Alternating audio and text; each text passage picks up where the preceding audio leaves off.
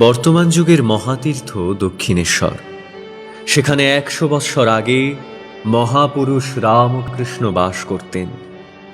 দক্ষিণেশ্বর কালী মন্দিরের পাষাণ প্রতিমায় সাধনার বলে রামকৃষ্ণ প্রাণ এনেছিলেন। দেবতা তাঁর সঙ্গে কথা বলতেন, সব বিষয়ে তাকে উপদেশ দিতেন। মার আদুরে ছেলে রামকৃষ্ণ আহার নিদ্রা পরিত্যাগ করে বৎসরের পর বৎসর যে কঠোর ধর্ম সাধনা করেছিলেন এবং তাতে যেভাবে সিদ্ধি লাভ করেছিলেন, সারা পৃথিবীর ইতিহাসে এমনটি আর খুঁজে পাওয়া বিরল। রামকৃষ্ণ বাংলার ক্ষুদ্র একটি পল্লী গ্রামের এক অতি দরিদ্র ব্রাহ্মণের সন্তান, কিন্তু সাধনার গুণে বিশ্বর মা যেদিন তাঁর মাথায় ধর্মের মুকুট পরিয়ে দিলেন, সেদিন তিনি এক অতুল ধনসম্পদের অধিকার লাভ করেছিলেন।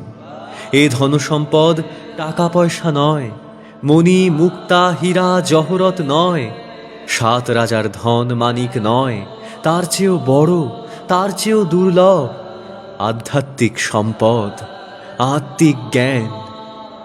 ফুল ফুটলে মৌমাছি আপনি আসে। রামকৃষ্ণের হৃদয় কমল যেদিন ফুটল, মধুলোভে ভ্রমরের দল চারিদিক থেকে দলে দলে সেদিন ছুটে এসেছিল। রামকৃষ্ণ যখন মার দেখা পেলেন এবং তারপরে একে একে বহু মতে, বহু ধর্মে, বহু সাধনায় সাধন করে সিদ্ধি লাভ করলেন, তখন দেশ বিদেশের কত ধর্মপ্রাণ নরনারী তার কাছে ছুটে এসেছিলেন প্রাণে শান্তি পাওয়ার জন্যে, অন্ধকারে আলো পাওয়ার জন্যে। রামকৃষ্ণ তাঁর ধনভাণ্ডার অকাতরে তাদের সামনে খুলে দিলেন, নিয়ে যাও যে যত পারো। যারা গিয়েছিলেন অন্তরে তারা শান্তি পেলেন, স্বর্গের আনন্দ লাভ করলেন। রামকৃষ্ণের মনে তখন এক নূতন ভাবনার উদয় হল। তার শরীর যাবার পর তাঁর ওই অতুল সম্পত্তির অধিকারী হবে কে? যত দিন যায় রামকৃষ্ণ তত ব্যাকুল হন, পথপানে চেয়ে থাকেন। তাঁর তপস্যায় পাওয়া ধনভাণ্ডারের উত্তরাধিকার লাভ করার জন্যে কে আসবে? অল্পদিন পর সিমলার দত্ত পরিবারের ছেলে নরেন্দ্রনাথ একদিন দক্ষিণেশ্বরে রামকৃষ্ণের কাছে উপস্থিত হয়ে তাকে প্রশ্ন করলেন, তুমি ঈশ্বরকে দেখেছ? রামকৃষ্ণ উত্তর করলেন, হ্যাঁ, আমি ঈশ্বরকে দেখেছি। শুধু দেখেছি নয়, তোমাকেও দেখাতে পারি। নরেন্দ্র বহু ধার্মিক লোকের কাছে গিয়েছেন, সকলকেই ওই প্রশ্ন করেছেন, কিন্তু একজনও বলতে পারেননি তিনি ঈশ্বরকে দেখেছেন। রামকৃষ্ণ বললেন, তিনি দেখেছেন। শুধু দেখেছেন নয়, দেখাতেও পারেন। নরেন্দ্রনাথ একেবারে অবাক হয়ে গেলেন। নরেন্দ্রনাথকে দেখেই রামকৃষ্ণদেব বুঝতে পারলেন, যার জন্যে তিনি ব্যাকুলভাবে অপেক্ষা করছেন, যার জন্যে তিনি রাত দিন পথপানে চেয়ে আছেন, এ সেই মানুষ। নরেন্দ্রনাথও বহুদিন ধরে রামকৃষ্ণকে নানাভাবে পরীক্ষা করলেন। তারপর তাঁর চরণে নিজেকে চিরদিনের মতো বিকিয়ে দিয়ে তাঁর শিষ্যত্ব গ্রহণ করলেন। রামকৃষ্ণ তখন পরম যত্নে নরেন্দ্রনাথকে সব শেখাতে লাগলেন। সমাধি অতি উচ্চ অবস্থা। বহু সাধনায় মানুষ সমাধি লাভ করতে পারে। সমাধিতে ঈশ্বর দর্শন হয়। সমাধি অবস্থায় মানুষ এক দিব্য আনন্দ উপভোগ করে। পৃথিবীতে যত প্রকার আনন্দ আছে, সকলকে একসঙ্গে করলেও সে আনন্দের সঙ্গে তুলনা হয় না। রামকৃষ্ণের শিক্ষায় নরেন্দ্রনাথ অল্পদিনের মধ্যেই ঈশ্বর দর্শন করে ধন্য হয়েছিলেন। রামকৃষ্ণদেব নরেন্দ্রকে প্রাণের চেয়ে বেশি ভালোবাসতেন। একদিন রামকৃষ্ণ নরেন্দ্রকে জিজ্ঞাসা করলেন, তুই কি চাস? উত্তরে নরেন্দ্র বললেন, আমাকে এমন করে দাও যেন রাত দিন সমাধিতে ডুবে থাকি, সংসারের কোনো হুঁশ যেন না থাকে। এ কথায় রামকৃষ্ণ তাকে ভর্ৎসনা করে বলেছিলেন, ছি, আমি মনে করেছিলাম তুই বিশাল অশ্বত্থ গাছের মতো হবি, আর জগতের লক্ষ লক্ষ কোটি কোটি তাপিত প্রাণ তোর ছায়ায় এসে আশ্রয় পাবে, শান্তি লাভ করবে। তুইও কিনা শেষকালে কেবল নিজের আনন্দের জন্যে পাগল হলি। আগুনের কাছে বসলে যেমন তাপ পাওয়া যায়, তেমনি মহান লোকের কাছে এলে প্রাণ জুড়োয়। রামকৃষ্ণের কথায় নরেন্দ্রনাথ সেদিন যে লজ্জা পেয়েছিলেন, এমনটি তাঁর সারা জীবনে আর কখনো তিনি পাননি। যারা পাথরের মূর্তি তৈরি করেন তাদের নাম ভাস্কর। সুদক্ষ ভাস্কর এর টুকরো নিখুঁত ও সেরা পাথর দিয়ে দিনের পর দিন, মাসের পর মাস অক্লান্ত পরিশ্রম করে তাতে দেবতার রূপ ফুটিয়ে তোলেন। যারা বিখ্যাত চিত্রকর তারা তাদের অন্তরে এক মানস প্রতিমার রূপ দর্শন করেন, তারপর তুলিকায় বহু পরিশ্রমে কাগজের উপর তার মানস দেবতার রূপ ফুটিয়ে তোলেন। রামকৃষ্ণ ঠিক তেমনি যুবক নরেন্দ্রকে তিলে তিলে পলে পলে স্বামী বিবেকানন্দ রূপে গড়ে তুলেছিলেন। তাঁর সীমাহীন আধ্যাত্মিক ধনভাণ্ডারের উপযুক্ত অধিকারী হবেন বলে, সারা জগতে তাঁর ধনরাশি আপামরে বিলিয়ে দেবেন বলে। সংসারের দুঃখ কষ্ট মানুষের যখন অসহ্য হয়ে ওঠে, তখন মানুষ ভগবানকে খোঁজে। তাদের কেউ কঠোর তপস্যা করে ভগবানের দেখা পায়। ঈশ্বর দর্শনের যে আনন্দ, তার আস্বাদ একবার পেলে মানুষের মন আর সংসারের কারুর কথা ভাবে না, সে আনন্দে চিরদিনের মতো ডুবে যায়। কিন্তু এমন দু একজন মহাপ্রাণ মানব দেখা যায়, যারা সে দিব্য আনন্দের আস্বাদ লাভ করেও তাতে একেবারে ডুবে যান না। সেই অমৃত ধারা মাথায় করে নিয়ে আসেন সংসারের বেদনা পীড়িত নরনারীর জন্যে। তাঁরাই মানব সমাজের মহাপুরুষ, তাঁরাই যথার্থ মানব দেবতা। রামকৃষ্ণ পরমহংসদেব দেহত্যাগ করলেন। যে সকল যুবক তাঁর কাছে আসতেন তাদের অনেকেই সংসার ত্যাগ করে বিবেকানন্দের সঙ্গে সন্ন্যাসী হলেন। বিবেকানন্দ তখন কিছুকাল তপস্যায় ও শাস্ত্রপাঠে মন ডুবিয়ে দিলেন। তারপর দণ্ড কমণ্ডলু হাতে পরিব্রাজক বেশে ভারতের তীর্থে তীর্থে, দেশে দেশে, নগরে নগরে, গ্রামে গ্রামে ভ্রমণ করলেন। তার সে সময়ের কঠোর তপস্যার কথা বলে শেষ করা যায় না। একটি পয়সাও সম্বল না নিয়ে কত বিপদের ভিতর তিনি সারা দেশ ঘুরে বেড়িয়েছেন, সে কাহিনী অতি আশ্চর্য।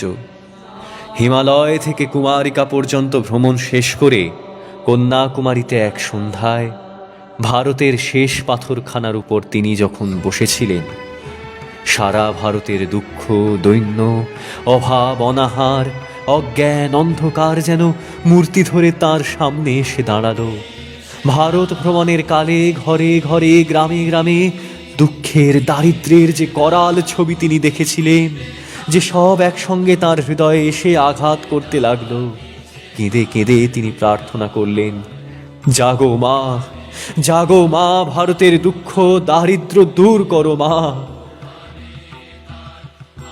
ঠিক সেই সময় আমেরিকার শিকাগো শহরে এক মহামেলা বসেছিল। তাতে এক বিশ্ব ধর্মসভার অধিবেশন হয়।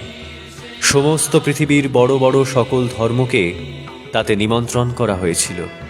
এ সভার আয়োজন করেছিলেন রোমান ক্যাথলিক খ্রিস্টানরা।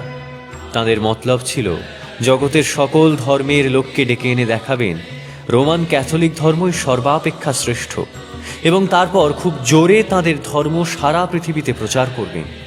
ভারতবর্ষে বৌদ্ধ ধর্ম, জৈন ধর্ম, ব্রাহ্ম ধর্ম এবং অনেক ধর্ম নিমন্ত্রণ পেয়েছিল, কিন্তু হিন্দু ধর্মকে তারা নিমন্ত্রণ করলেন না, কারণ তখনও পর্যন্ত সেসব দেশের লোকেরা হিন্দু ধর্মকে অসভ্যদের ধর্ম বলে মনে করত। মাদ্রাজের কয়েকজন যুবক স্বামীজিকে দেখে বুঝতে পারলেন ইনি সাধারণ মানুষের মতো নন, যেন ভস্ম ঢাকা আগুন। তারা তাকে আমেরিকা যাওয়ার জন্য বড় পীড়াপিড়ি করতে লাগলো। শেষকালে স্বামীজি যেতে রাজি হলেন। যুবকেরা সকলে পরস্পর চাঁদা তুলে তার যাবার ব্যবস্থা করে দিলেন। তাঁর গুরুদেবের নাম স্মরণ করে স্বামীজি সাগর পাড়ি দিলেন। সেখানে গিয়ে তাকে অনেক বিপদে পড়তে হয়েছিল। ইউরোপ আমেরিকার সাদা লোকেরা পৃথিবীর কালো লোককে কিভাবে ঘৃণা করে তা সেসব দেশে না গেলে ঠিক ঠিক বোঝা যায় না। স্বামীজি জানতে পারলেন যারা ধর্মসভার নিমন্ত্রণ পায়নি তারা সভায় যেতে বা কিছু বলতে পারবেন না। একদিন হঠাৎ হার্ভার্ড বিশ্ববিদ্যালয়ের অধ্যাপক রাইট সাহেবের সঙ্গে তাঁর সাক্ষাৎ হয়। স্বামীজির সঙ্গে রাইট মাত্র কয়েক ঘন্টা আলাপ করে এত আশ্চর্য হয়ে গেলেন যে তিনি উৎসাহ করে তাঁর ধর্মসভায় যাবার সকল ব্যবস্থা করে দিলেন। স্বামীজির জন্য রাইট সাহেব ধর্মসভার সভাপতির নিকট যে পত্র দিয়েছিলেন তাতে লেখা ছিল, এ মানুষটির মাঝে যে বিদ্যা দেখেছি, আমাদের দেশের সকল পণ্ডিতকে একত্র করলেও তার সমান হবে না।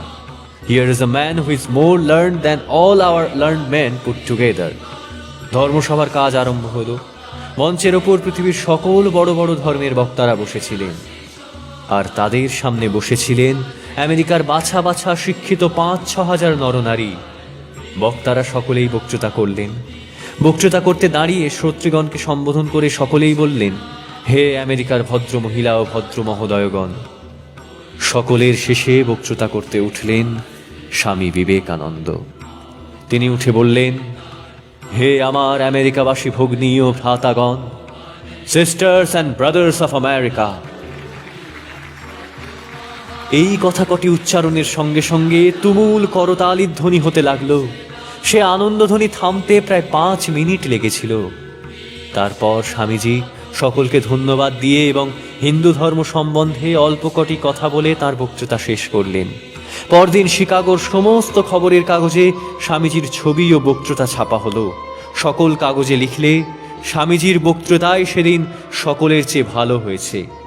রাস্তায় স্বামীজির মস্ত মস্ত ছবি বসানো হয়েছিল, আর সামনে রাত দিন লোকের ভিড় লেগেই থাকত। এই ভিড় সরাবার জন্যে পুলিশের দরকার হয়েছিল।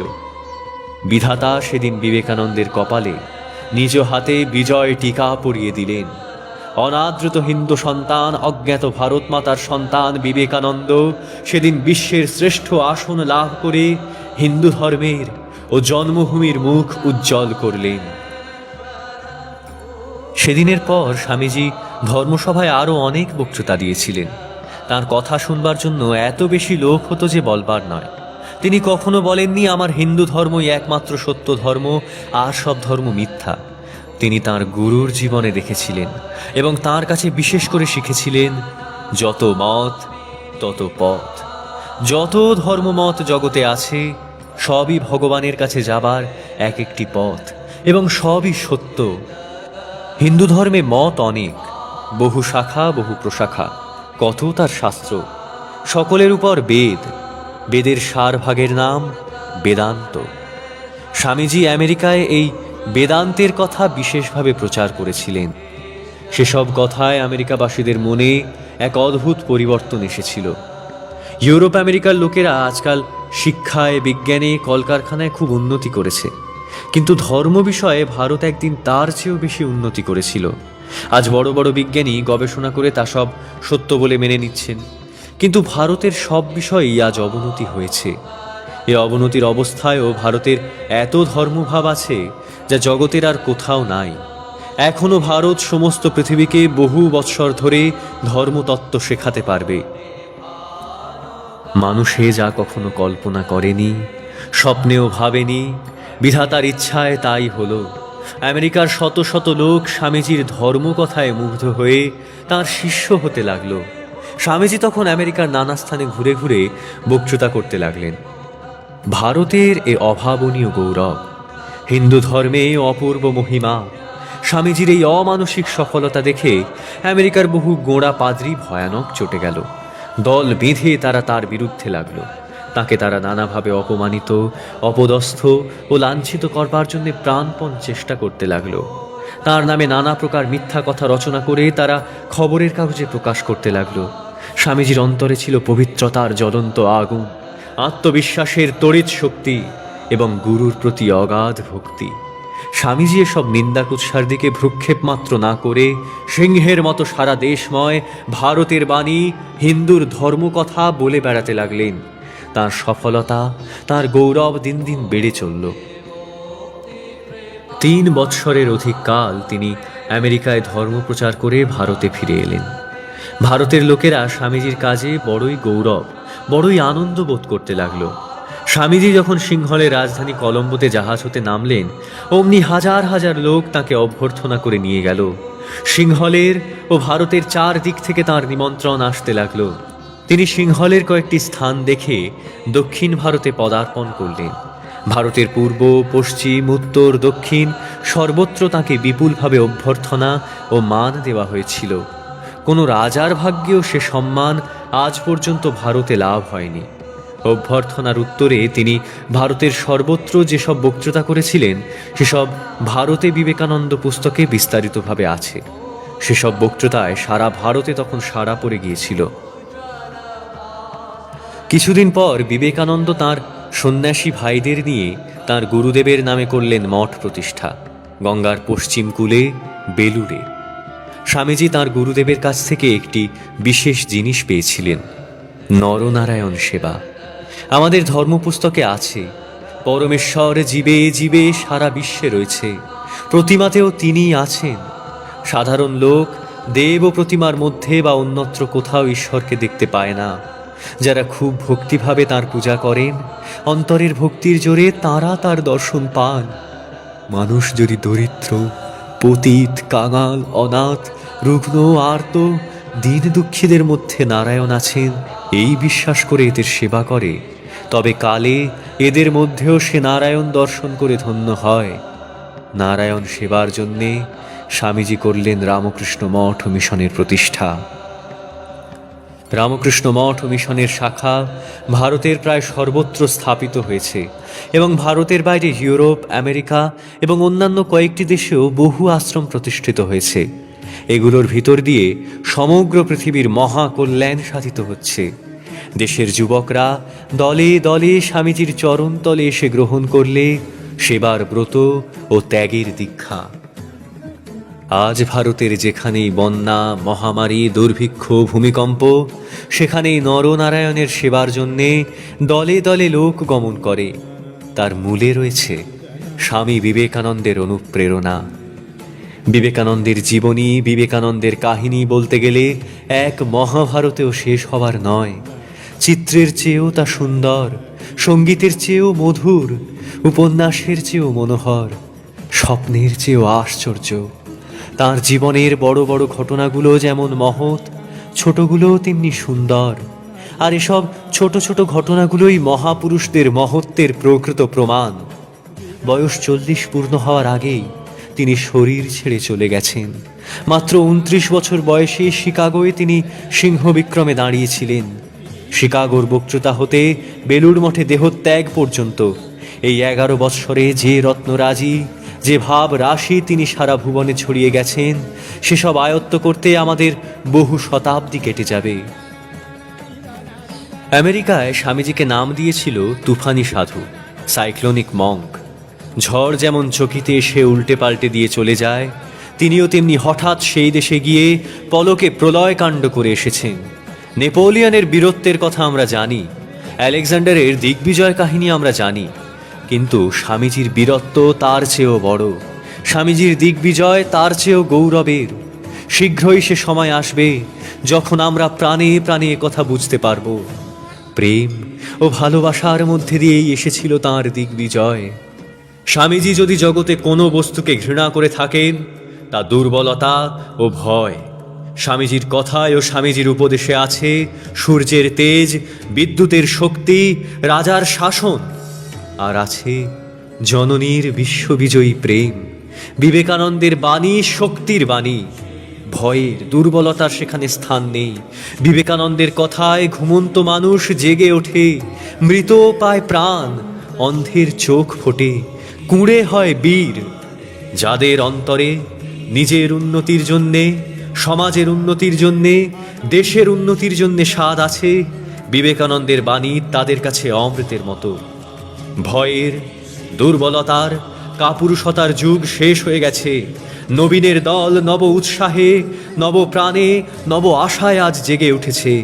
বিশ্ববিজয়ী বিবেকানন্দের নূতন নূতন ছবি জননীর কোল আলো করে দেশের ঘরে ঘরে জন্মগ্রহণ করুক।